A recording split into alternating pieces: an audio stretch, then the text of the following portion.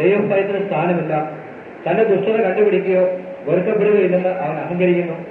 അവന്റെ വായിൽ നിന്ന് വരുന്ന വാക്ക് ദുഷ്കർമ്മവും വഞ്ചനയുമാണ്. സംഗീതം 38 അത് വായിച്ചാൽ ഒന്നൊരു ശക്തി കിട്ടും. കാരണം ഒരു രോഗിയുടെ അവസ്ഥയാണ്. പാപം ചെയ്ത കൊണ്ടാണ് രോഗികളായി മാറുന്നത്. കണ്ടോ? കർത്താവേ, അങ്ങയുടെ കോപത്തിൽ എന്നെ ശാസിക്കരുത്, അങ്ങയുടെ ക്രോധത്തിൽ എന്നെ ശിക്ഷിക്കരുത്. അങ്ങയുടെ അസ്ത്രങ്ങൾ എന്നിൽ ആഞ്ഞു തറച്ചിരിക്കുന്നു, അങ്ങയുടെ കരം എന്റെ മേൽ പതിച്ചിരിക്കുന്നു. അങ്ങയുടെ രോഷം മൂലം എന്റെ ശരീരത്തിൽ സ്വസ്ഥതയില്ല. എന്റെ പാപനിമിത്തം എന്റെ അസ്ഥികളിൽ ആരോഗ്യവുമില്ല. എന്റെ അകത്യങ്ങൾ എന്റെ തലയ്ക്ക് മുകളിൽ ഉയർന്നിരിക്കുന്നു, അതെനിക്ക് താങ്ങാനാവാത്ത ചുമടായിരിക്കുന്നു. എന്റെ ഭോഷത്വം മൂലം എന്റെ വ്രണങ്ങൾ അഴുകി നാറുന്നു. ഞാൻ കുനിഞ്ഞു നിലപറ്റി ദിവസം മുഴുവൻ ഞാൻ വിലപിച്ചു കഴിയുന്നു. എന്റെ അരക്കെട്ട് ജ്വരം കൊണ്ട് പൊള്ളുന്നു. എന്റെ ശരീരത്തിൽ തീരെ സൗഖ്യമില്ല. ഞാൻ തീർത്തും ക്ഷീണിച്ച് തകർന്നിരിക്കുന്നു. ഹൃദയക്ഷോഭ നിമിത്തം ഞാൻ നെടുവപ്പെടുന്നു. കർത്താവേ, എന്റെ ആഗ്രഹങ്ങൾ അങ്ങേക്കറിയാമല്ലോ, എന്റെ സ്നേഹങ്ങൾ അങ്ങേക്ക് അജ്ഞാതമല്ല. എന്റെ ഹൃദയം തുടിക്കുന്നു, എന്റെ ശക്തി ക്ഷയിക്കുന്നു. കണ്ണുകളുടെ പ്രകാശവും എനിക്ക് നഷ്ടപ്പെട്ടിരിക്കുന്നു. എന്റെ സുഹൃത്തുക്കളും കൂട്ടുകാരും മഹാമാരി നിമിത്തം എന്നിൽ നിന്ന് അകന്നു നിൽക്കുന്നു. ഉറ്റവർ അകന്നു മാറുന്നു. എന്റെ ജീവനെ വേട്ടയാടുന്നവർ കെണികൾ ഒരുക്കുന്നു. എന്നെ ഉപദ്രവിക്കാൻ ആഗ്രഹിക്കുന്നവർ വിനാശത്തെപ്പറ്റി സംസാരിക്കുന്നു. അവർ ദിവസം മുഴുവനും വഞ്ചന നയിക്കുന്നു. ഞാൻ ബിദറിനെ പോലെയാണ്, ഒന്നും കേൾക്കുന്നില്ല. വാ തുറക്കാത്ത മൂകനെ പോലെ ഞാൻ, ചെവി കേൾക്കാത്തവരെ പോലെയാണ് ഞാൻ, ഒരു മറുപടിയും പറയുന്നില്ല. കർത്താവെ, അങ്ങേക്ക് വേണ്ടിയാണ് ഞാൻ കാത്തിരിക്കുന്നത്. എന്റെ ദൈവമായ കർത്താവെ, അങ്ങാണ് എനിക്ക് ഉത്തരമല്ലേണ്ടത്. ഇതാണ് എന്റെ പ്രാർത്ഥന. എന്റെ കാലുകൾ വഴുകുമ്പോൾ അഹങ്കരിക്കുന്നവർ എന്നെപ്പറ്റി സന്തോഷിക്കാൻ ഇടയാക്കരുത്. ഇതാ ഞാൻ വീഴാറായിരിക്കുന്നു, വേദന എന്നെ വിട്ടുപിരിയുന്നില്ല. ഞാൻ എന്റെ അകൃത്യങ്ങൾ ഏറ്റുപറയുന്നു, എന്റെ പാവത്തെപ്പറ്റി അനുഭവിക്കുന്നു. അകാരണമായി എന്റെ ശത്രുക്കളായിട്ടുള്ളവർ ശക്തരാണ്. അന്യായമായി എന്നെ വെറുക്കുന്നവർ അനേകരത്രേ. നന്മയ്ക്ക് പ്രതിഫലമായി അവർ എന്നോട് തിന്മ ചെയ്തു. ഞാൻ നന്മ ചെയ്യുന്നതുകൊണ്ടാണ് അവർ എന്റെ വിരോധികളായത്. കർത്താവ് എന്നെ കൈവിടരുത്. എന്റെ ദൈവമേ, എന്നിൽ നിന്ന് അകന്നിരിക്കരുത്. എന്റെ രക്ഷകനായ കർത്താവ്, എന്നെ സഹായിക്കാൻ വേഗം വരണമേ. എല്ലാ സങ്കീർത്തനങ്ങളും നമ്മുടെ ആത്മാവിനെ ശക്തിപ്പെടുത്തും. ഈ സങ്കീർത്തനങ്ങളെല്ലാം എഴുതിയിരിക്കുന്നത് അവരവരുടെ അനുഭവമാണ്. സകലം ഇതെല്ലാം ദാവീദ് ഇതെല്ലാം അനുഭവിച്ചിട്ടുണ്ട്. കേട്ടോ? ഇതെല്ലാം അനുഭവിച്ചിട്ടുണ്ട്. സകലതും അതിൽ കൂടിയാണ് വന്നിരിക്കുന്നത്. നമ്മുടെ ജീവിതത്തിൽ ഇതെല്ലാം അനുഭവിക്കും. ആത്മീയ ജീവിതം വരുമ്പോൾ, ആത്മാവിൽ വളർന്നുകൊണ്ടിരിക്കുമ്പോൾ ഇതെല്ലാം അനുഭവിക്കും. സകലതും അനുഭവിച്ചുകൊണ്ടിരിക്കും. ആ സങ്കീർത്തനം 77 സങ്കീർത്തനത്തില് കണ്ടോ? അത് എഴുതിച്ചത് അത് വായിക്കണം, വായിച്ചാൽ മതി. പലരും പറയും ഈ ദുഷ്ടർക്ക് എന്താണ്, അത് നല്ലവണ്ണം ജീവിക്കണില്ലല്ലേ, നമുക്കാണല്ലോ ഈ പ്രയാസങ്ങളെല്ലാം ഉണ്ട്. പലരും പറയുന്നവരുണ്ട്. നേരത്തെ പറഞ്ഞല്ലോ, അവരെങ്ങോട്ടാ പോണത്? പാതാളത്തിലോട്ടാണ്. ഈ സങ്കീർത്തനം 73 ഒന്ന് വായിച്ചല്ലേ, കേൾക്കട്ടെ. ദൈവം ഇസ്രായേലിന് നല്ലവനാണ്, നിർമ്മലമായ ഹൃദയമുള്ളവർക്ക് തന്നെ. എന്റെ കാലുകൾ ഇടറാൻ ഭാവിച്ചു, എന്റെ പാദങ്ങൾ വഴുതാൻ തുടങ്ങി. ദുഷ്ടന്റെ ഐശ്വര്യം കണ്ടിട്ട് അഹങ്കാരികളോട് എനിക്ക് അസൂയ തോന്നി. ദുഷ്ടന്റെ ഐശ്വര്യം കണ്ടിട്ട് അഹങ്കാരികളോട് എനിക്ക് അസൂയ തോന്നി. പിന്നെ അവർക്ക് തീവ്ര വേദനകളില്ല. അവർക്കൊരു വേദനകളില്ല. എന്തോ നമുക്കൊക്കെ തീവ്ര വേദനകളില്ല. അവരുടെ ശരീരം തടിച്ചു കൊഴുത്തിരിക്കും. അവരുടെ ശരീരം കുടവിറക്കി വെച്ച് നടക്കാൻ പാടില്ലല്ലേ? ചേട്ടുപ്പാലും പെണ്ണുങ്ങൾ കണ്ടിട്ടില്ലേ? ഇങ്ങനെ അതുപോലെ എല്ലാം ഇങ്ങനെ നടക്കണല്ല. കണ്ടോ? ഭയങ്കര തട്ടിയൊക്കെ വെച്ച് ചിലർ കൃത്രിമമായിട്ട് നടക്കും. പ്രഭാഷകൻ 19, 29, 30 3 സംഗതികൾക്ക് മാത്രമേ ഉള്ള വ്യത്യാസം. ഈശോയുടെ കാലത്തുള്ള അതേ ആത്മാവാണോ ഇന്ന്? അതേ വിശുദ്ധരാണോ? അതേ അപ്പോസ്തലന്മാരാണോ? അതേ സ്വർഗമാണോ? അതേ നരകമാണോ? എന്തിനാണ് ഇതിന് വ്യത്യാസമുള്ളത്? അത് വായിച്ചു കേൾക്കുക. ബാഹ്യഭാവം നോക്കിയാണ് മനുഷ്യനെ അറിയുന്നത്, ബുദ്ധിമാനെ മുഖം കണ്ടാൽ അറിയാം. വേഷം, ചിരി, നടപ്പ് ഇവ മനുഷ്യന്റെ സത്വം വെളിപ്പെടുത്തുന്നു. ഇതിന് മാത്രമുള്ള വ്യത്യാസം. കണ്ടോ? നിങ്ങൾ എവിടെയൊക്കെ ചെന്ന് നോക്കും, റെയിൽവേ സ്റ്റേഷനിലോ അല്ലെങ്കിൽ എയറോഡ്രോമിലോ അല്ലെങ്കിൽ വല്ല എന്റർടൈൻമെന്റ് പ്ലേസിലോ, വേഷം നിങ്ങൾ ആരെ നോക്കിയാണ് ഇരിക്കുന്നത്? പറ, മിണ്ടാനുണ്ടല്ലേ? നിങ്ങളെല്ലാം ഇതിന് വേഷം നോക്കിയിരിക്കും ഇല്ലേ? അവിടെ ചിരി നോക്കിയിരിക്കും. പിന്നെ നടപ്പ് മഹാമേനിക്ക് എങ്ങനെ കൊടുക്കണം അല്ലേ? നിങ്ങൾ എങ്ങനെ കൊടുക്കും? പലതരത്തിലുള്ള ഇല്ലേ? ഗോവയിൽ ചെന്നല്ല 4 കച്ചവടം തിരിഞ്ഞു നോക്കും. കാരണം പല ഞങ്ങളൊരു പള്ളിയിൽ ചേർന്നു, ഗോവയിൽ വെച്ച് ആദ്യം ആ പള്ളിയിൽ ധ്യാനം നടത്തി 6 മണിയായപ്പോഴത്തേക്കും 7 മണിയായി. അപ്പൊ കൈവപ്പ് പ്രാർത്ഥന വന്നു. കൈവപ്പ് പ്രാർത്ഥന വരുമ്പോ ഈ കൃപ ഏത് കൃപയാണ്?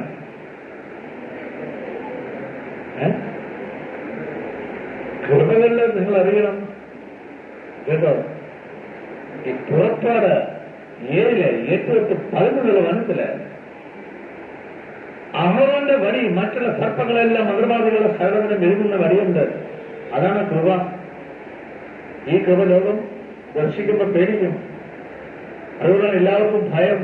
നിയമാർത്ഥം 28:10 ഈശ്വരന്റെ നാമം വഹിക്കുമ്പോൾ ലോകം മുഴുവൻ പേടിക്കുമെന്ന് പറഞ്ഞ് ഞങ്ങൾ പ്രാർത്ഥിക്കാൻ തുടങ്ങി 7 മണി.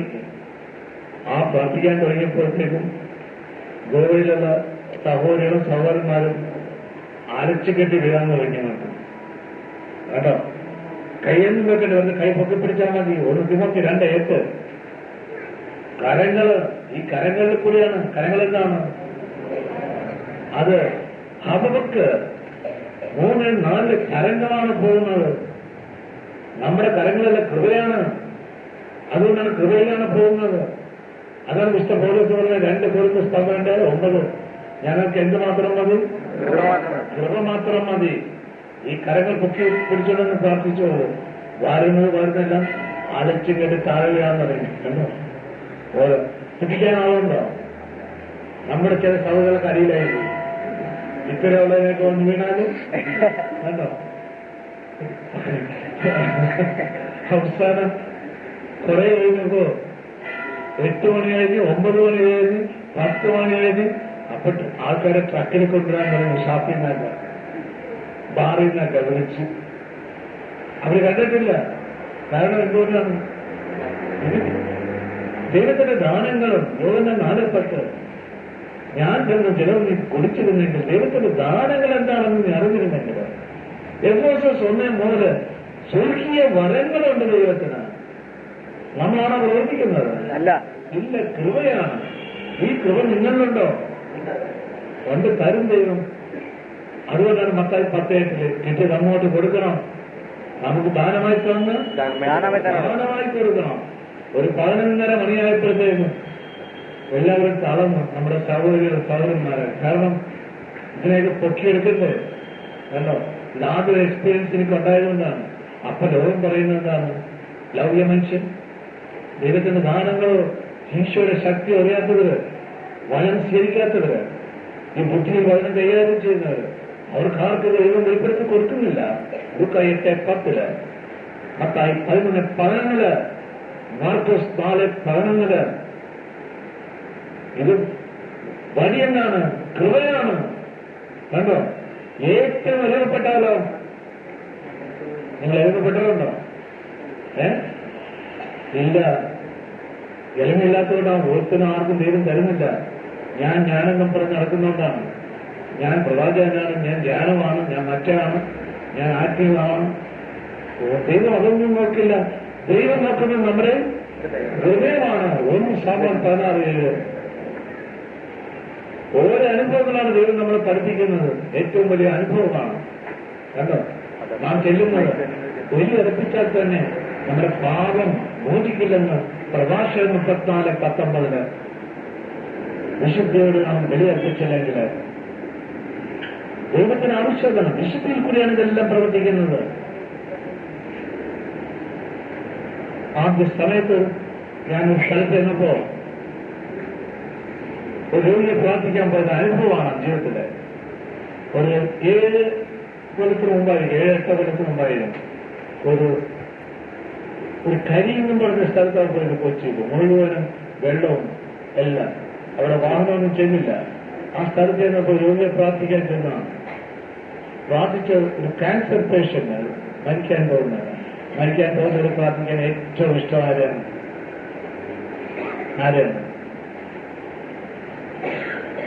ഇവരറിഞ്ഞൂടല്ലേ? മരിക്കാൻ പോകുന്ന ലോകത്തുനിന്ന് ഇടപെടുന്നവരെ പ്രാർത്ഥിക്കുന്നതാണ് ഏറ്റവും വലിയ ഭാഗ്യം. അല്ലാതെ 1 ലക്ഷം പേരെ കാണാനല്ല. മരിക്കാൻ പോകുന്ന അവിടെ എവിടെ ഉണ്ടെന്ന് പറഞ്ഞാലും നിങ്ങൾ ഓടിപ്പോകും. ആത്മാവിന് ആ ലാസ്റ്റ് മൊമെന്റ് പാവബോധം കൊടുത്ത് ഈശോയിട്ടാക്കാൻ കണ്ടോ? ആ ഒരു വലിയ തീഷ്ണതയാണത്. അവിടെ നിന്നാണ് കൃപകളെല്ലാം വരുന്നത്.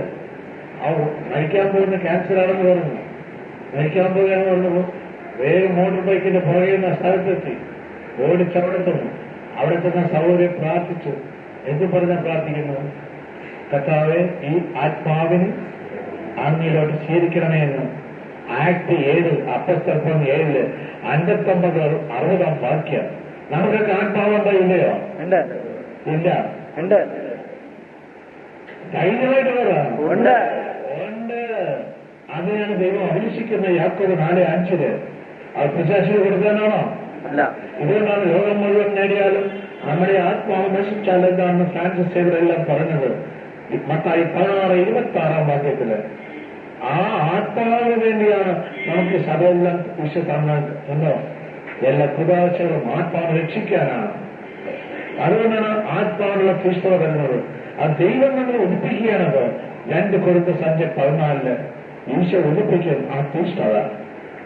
അപ്പോൾ ആ തീഷ്ണത നമ്മളുണ്ടെങ്കിൽ, എനിക്ക് ആ തീഷ്ണത കൂടുതലുണ്ടെങ്കിൽ എന്റെ കൂടെയുള്ളവർക്കും ആ തീഷ്ണത വരും. 2 കൊരിന്ത്യർ 9:2 ആ തീഷ്ണതയിലാണ് പോകുന്നത്. തീഷ്ണത ഇല്ലെങ്കിലോ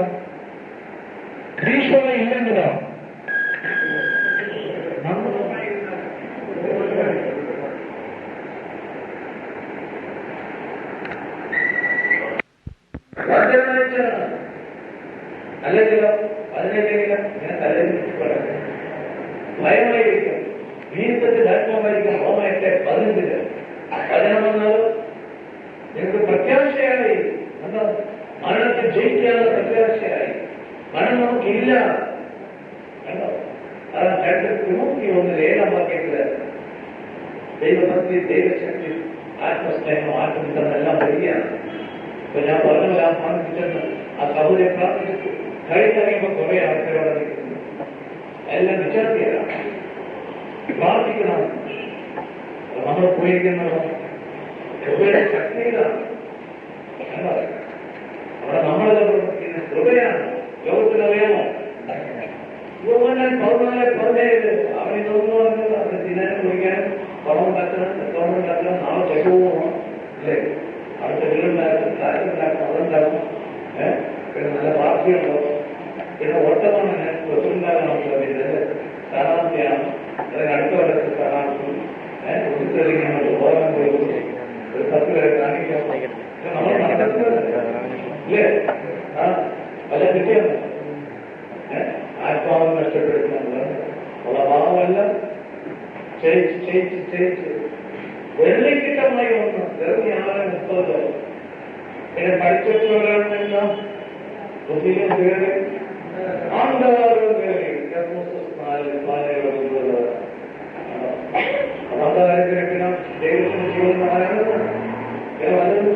പിന്നെ അവർ ചെയ്യുന്നത് ആവേശത്തോടെയാണ് പാപം ചെയ്യുന്നത്. ആണല്ലേ? ആവേശത്തോടെയാണ്. ഞാനൊരു സ്ഥലത്ത് നമ്മൾ ഒരു പ്രധാനം ഭയങ്കര ഹെൽത്തിയാണ്. ഇത്തരം മസിലൊക്കെ ഇങ്ങനെ കാണിച്ചു. അതോ ഞാനെന്റെ സുന്ദരനായിരുന്നു ചെറുപ്പത്തിലെ ആര് കണ്ടാലും ഞാനൊരു സഹോദരങ്ങളോ ആര് അറിഞ്ഞിട്ടില്ല.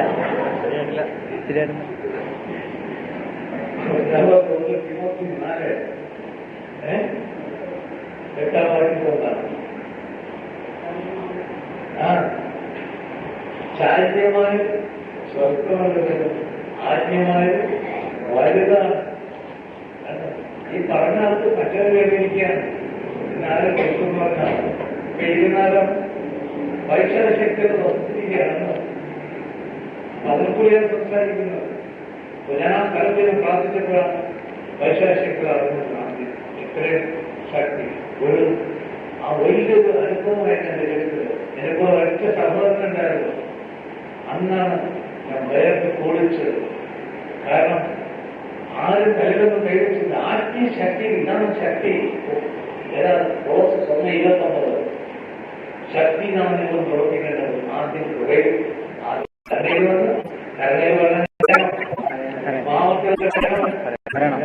വിട്ടുപോകണോ? അതാണ്